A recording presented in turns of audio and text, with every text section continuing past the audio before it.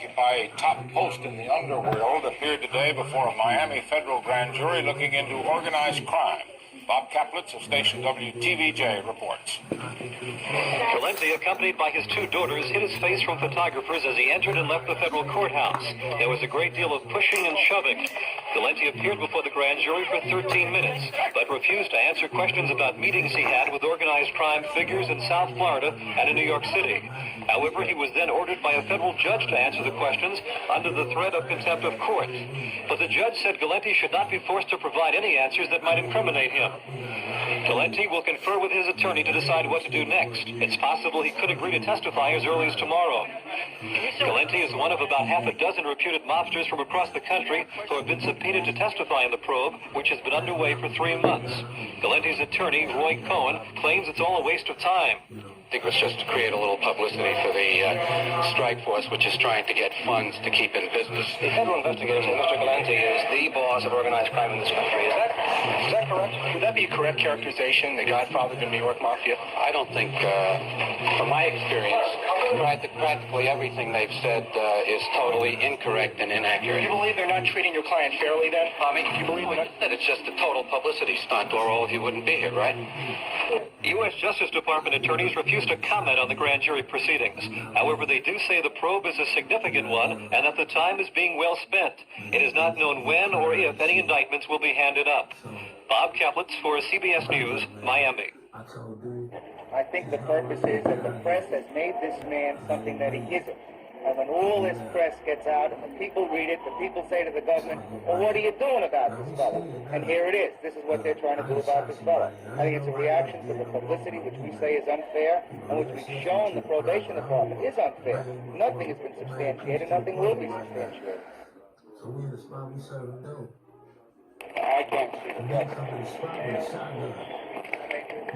Every expectation, once the court realizes it has the jurisdiction, it will fix reasonable bail. Mr. Galante is in the MCC, and he's awaiting the outcome of the government's response to our papers. Now, he's alleged of 5 or 15 occasions. Mr. Galante met with at least 5 persons who nothing just have to go back to. The charges will have to be met at the parole commission.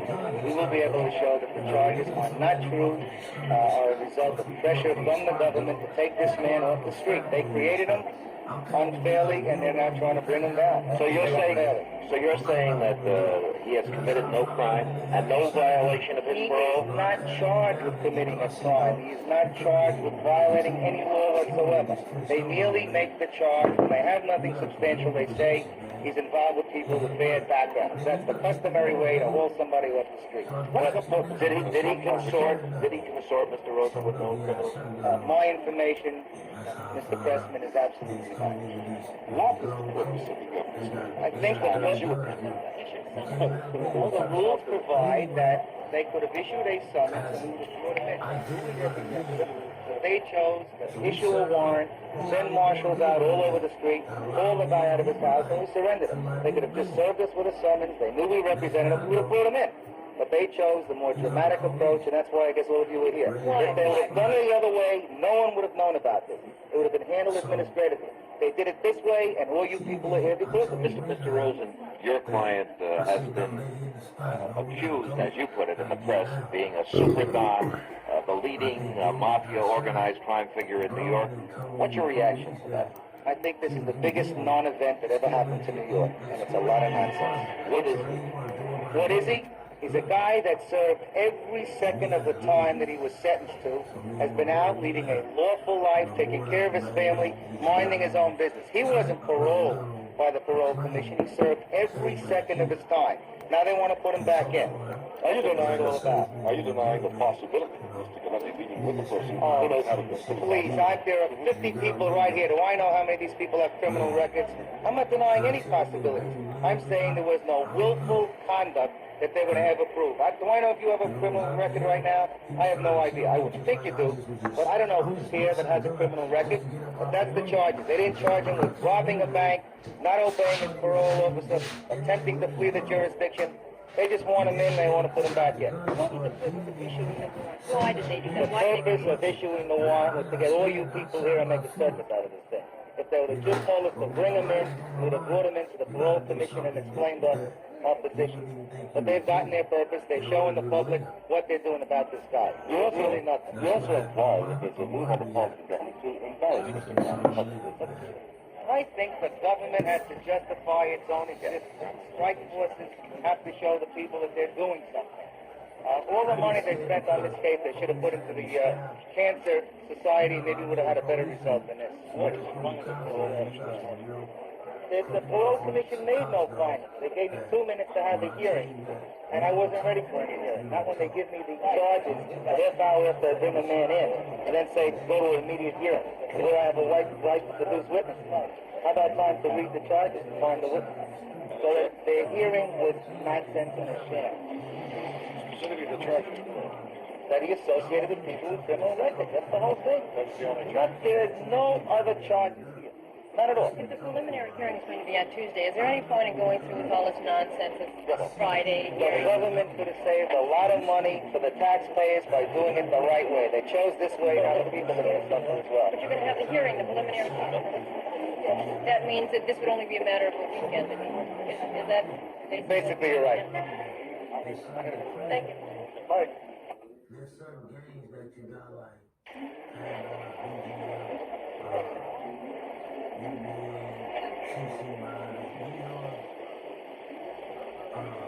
things that's up on the paper. And when you read a certain paper that you read, there's couples that you follow and you don't break it for nothing. How you say, how you talk, how you say. Because when you break it, you fall. Ain't no come back to talk about it. Straight up. It's over. So if that's what you want to play at, play it then.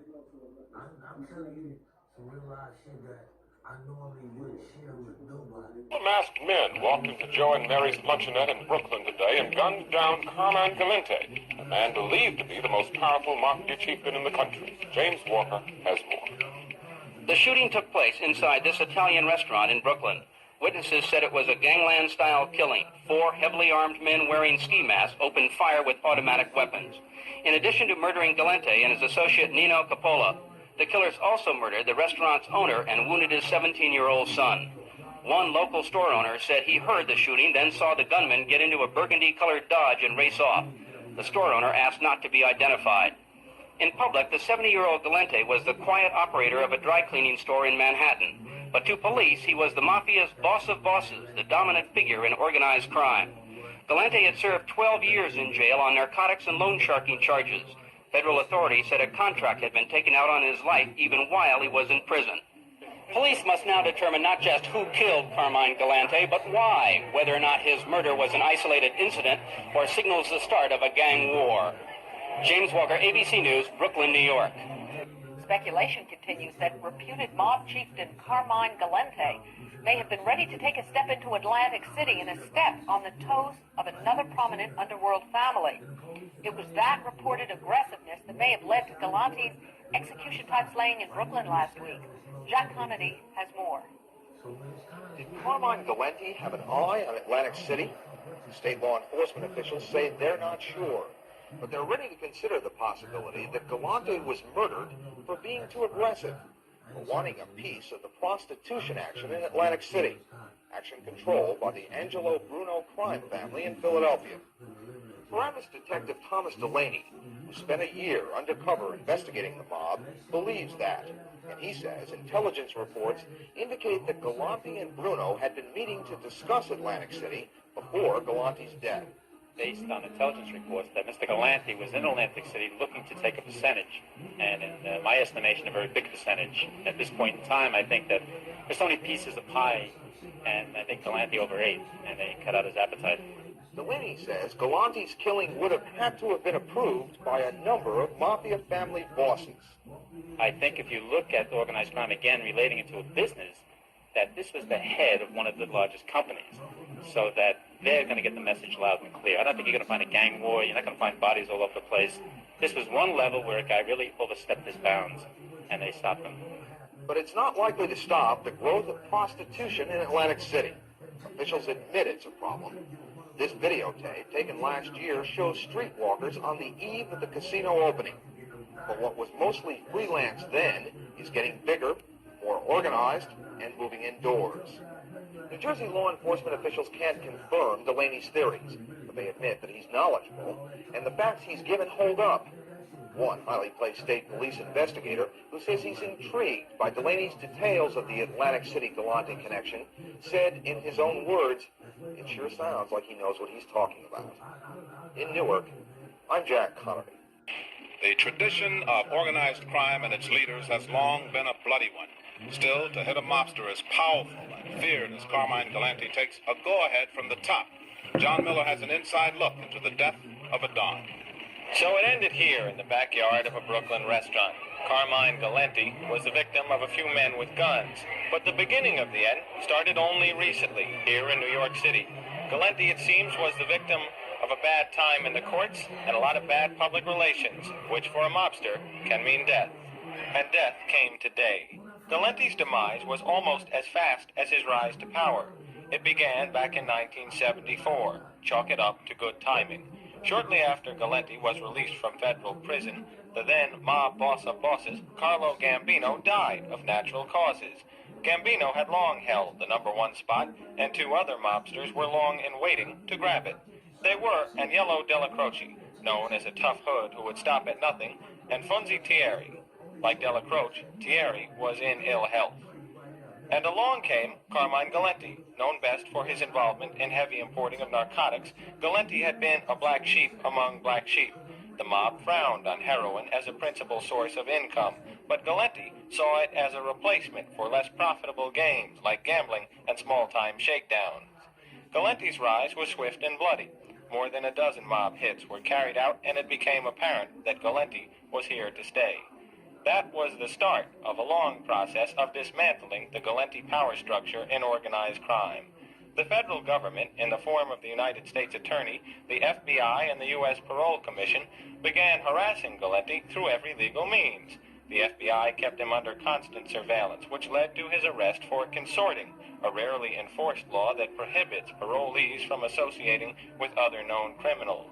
Galante went back to jail. After his release, the Parole Commission again revoked his freedom when it was charged he had bribed a parole officer, and he was about to face another hearing that might have led to his fourth jailing. On top of all that, over the past 4 years, federal authorities have gone to much trouble to keep the media supplied with constant leaks about the mobster's activities. It gave him the kind of high profile that can be the kiss of death to any mobster. All of that set the scene. New York's 5 families were in chaos, and their leader was weak. Bouncing in and out of prison, constantly written about in the press, Carmine Galante's empire was crumbling. The motives for his murder are varied. His involvement in drugs and possible double crosses with Dominican cocaine sources put him in some disfavor. And the argument between Galante and the Philadelphia forces over Atlantic City gambling was another straw. Galante believed that Atlantic City was his territory, but Philadelphia mob leader Angelo Bruno argued it was his. A meeting was set up to discuss that here in New York. That meeting would have taken place tomorrow, but the word was already out. Galante had agreed to step aside. So why was he hit? Federal sources and underworld sources agree. No one trusted him to say down if the big chance came around again. For the neighborhood, the passing of Carmine Galante meant a lot of excitement. Hundreds of people took to the streets of this Brooklyn block trying to catch a glimpse. For organized crime, it means the beginning of something new, a new struggle for control at the top of New York's 5 families. From Knickerbocker Avenue, John Miller, Channel 5 News. Police in New York say organized crime chieftain Carmine Galante and 2 other men were shot to death in a Brooklyn restaurant today. Tim Malloy has that story. The hit came at 2:45 in the afternoon behind Joe and Mary's restaurant, a neighborhood establishment on a quiet Bushwick Brooklyn street. On an open-air porch in the back of the restaurant, the bullet-riddled bodies of 69-year-old underworld chieftain Carmine Galante and an associate, Nino Capolo. They didn't have a chance. Their bodies cut to pieces by shotgun and automatic weapon blasts. Galante died with a cigar in his mouth. 2 other men were cut down in the attack, the restaurant owner Jose Turano and his son John. The elder Turano died shortly afterwards in a nearby hospital. His son is in critical condition. The men had reportedly been eating lunch on the back porch. The police say it was a carefully planned hit, pulled off with precision. There were at least 3 witnesses, people eating inside the restaurant when the attack came. They are being questioned. Hundreds of onlookers jammed the sidewalk surrounding the Knickerbocker Street restaurant. It was a carnival atmosphere until the question was asked, did you see anyone? Did you hear anything? Then the traditional silence. Shortly afterwards, the car, believed driven by the hitmen, was found 8 blocks away. The police sources say the possibility of that murder being an inside job cannot be ruled out. Galante had taken over as the boss of one of New York's largest mafia families after the death of Joseph Bonanno. Which parked further down the block, carrying possibly 2 men, also in masks, who entered the restaurant. There was 4 people at the table. Galante, Polo, the owner of the restaurant, and who else? I don't know. The 4th man we do not know. Where is he? Not his son? He's not here. Where was the son? Where was the son found? Or was he found? The son was not shot at the table. Right. The son was in the front of the restaurant on the payphone. Right. When he was apparently shot. The 3 men came in. As they passed by him on the way to the back of the restaurant, the son started yelling at them. Yeah, no, what are you doing here? Story. And then We're trying to account for that 4th person. Now, I don't know who the 4th person is have at the table. police talked to this 4th person who was at the To table? my knowledge, the answer to that is no. They have not. Has he just left the restaurant That when is the shooting correct. began? That is correct. Was he injured? I don't know the answer to that. Did I don't know the answer to that. Did he possibly set up the hit? I don't know the answer to that. What can you tell us about the second? The only thing I can tell you about the second car is that, and that is highly speculative at this time. It is not as definite as is the first car, the blue one. It is thought that there may have been a second car, gray in color, which parked further down the block, carrying possibly 2 men, also in masks, who entered the restaurant behind the other individuals. But that is not solid. Second, I don't know anything about the second. There might have been 5 men. Possibly, I don't know. Do we know, just one thing, do we know that 2 additional men in fact did walk in that? No, we don't. We don't. So all we know for a fact is that we have 3. With a thought that there were another 2. Just a quick summary, exactly what happened. Story without anyone interrupting. Okay. Just give me from the minute the gunman came in, just what happened. Okay, shortly before 3 o'clock this afternoon, blue Chevy pulled up here in front of Joe and Mary's restaurant. 3 men got out wearing ski masks, armed, shotguns, automatic weapons. They entered the restaurant and immediately went to the garden area behind the restaurant where they opened fire on a group of individuals who were seated there eating lunch. 2 men died there at the scene. A 3rd, also shot, died at Wyckoff Heights Hospital. The 2 men who are dead at the scene have been identified as Carmine Galante and also Leonardo Coppola. The owner of the restaurant, Giuseppe Turano, died at Wyckoff Hospital from multiple injuries. Okay, let me ask. I want to try it again though, without the names and just as an observer. In other words, the gunman came in. The guy was on the phone. Tell me, as if you'd been there. What happened when they just what happened without the names and the details? Okay. All right. Yeah.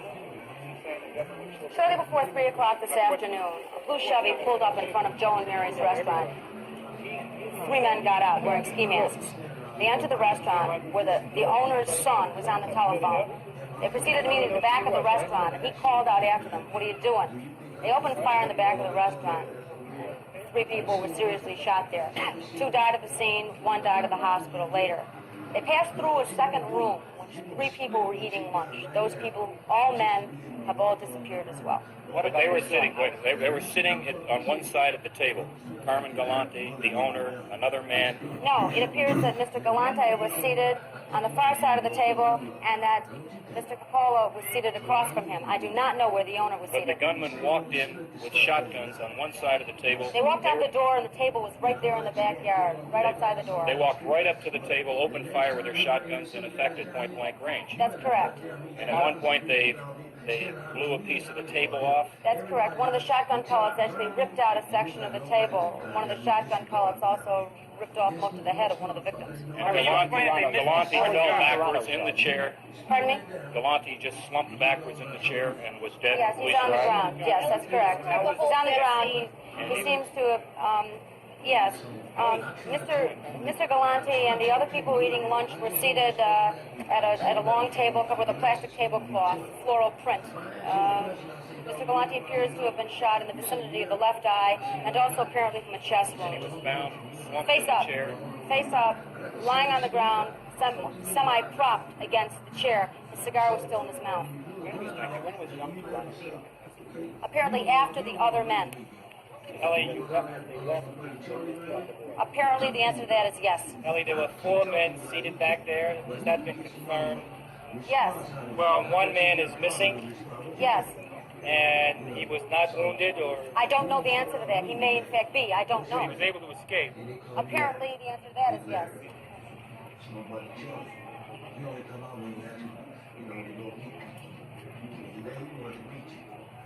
I didn't think you wanted to meet him, though. You put your back. Split that money, man. You know what? How much is it? Just be on, man. Because I'm going to give you something. Don't make you trip out, man. Give me all that.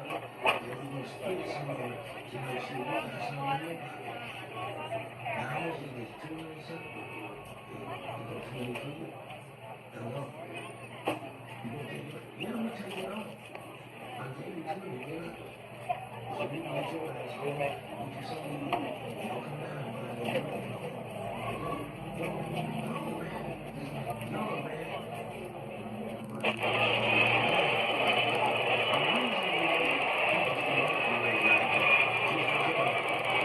You're already in violation lined up. See, I went to jail for robbing the dope out, not for robbing the citizens, not the people in this country. I robbed the drug out. And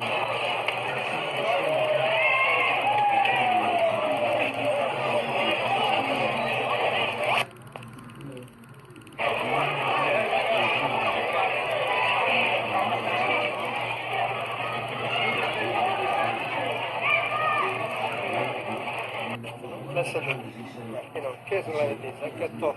See you catch me later. I do everything, not that for an hour, 1 hour. I told you everything you want. Look, right now.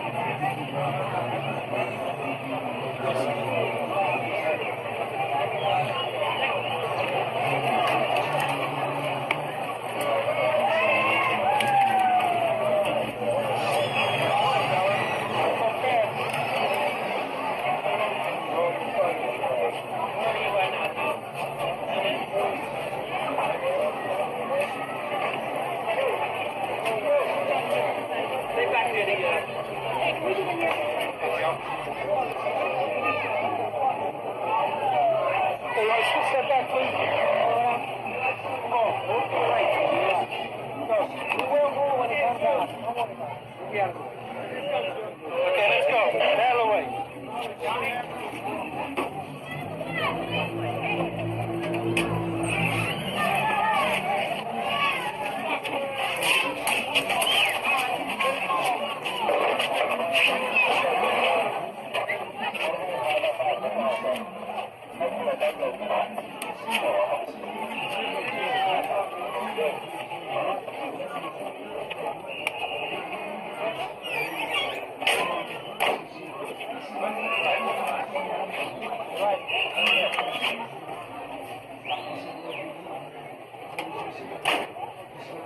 Okay, Mike.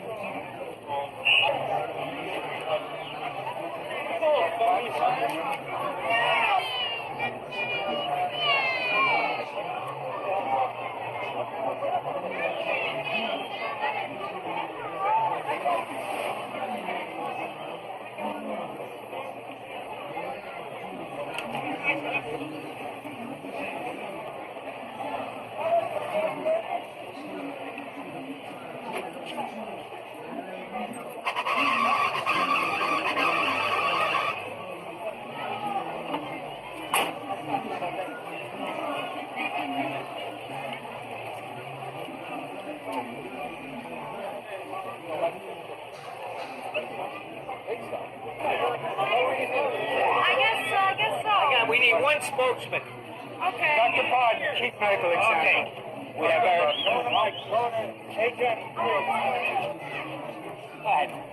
What's the question? What did you find? Yeah. The two gentlemen inside died as a result of multiple gunshot and shotgun wounds, and this will be examined further by autopsy. When you say multiple gunshot wounds, can you describe the wounds on the person that you probably know now as Mr. Galante? I think there were multiple wounds, and it would be more appropriate to answer that question after the autopsy, which will be done first thing in the morning. From your physical, from your look, see. There are multiple injuries. 4, 5, 3. Was it a shotgun blast or was it a machine gun or what was it? There are multiple gunshot and shotgun wounds on both individuals. And Dr. Wall will be starting first thing in the morning, working out and answering specific questions you're raising. Doctor, as a result of those wounds, would you say that death was instantaneous on both parts? It would appear that the death was very rapid in both parts, yes.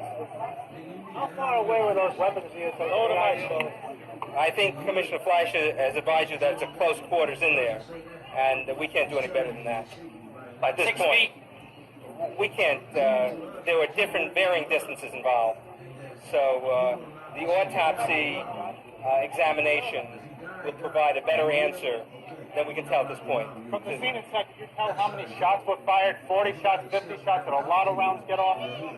As you know, a shotgun may have many pellets inside, so that each shotgun may produce multiple 9 or 12 injuries per shotgun discharge. So I think it's sufficient at this point to say there are multiple discharges. The body's peppered with bullet holes, or is there located in one area? I think that's premature and not a medical term.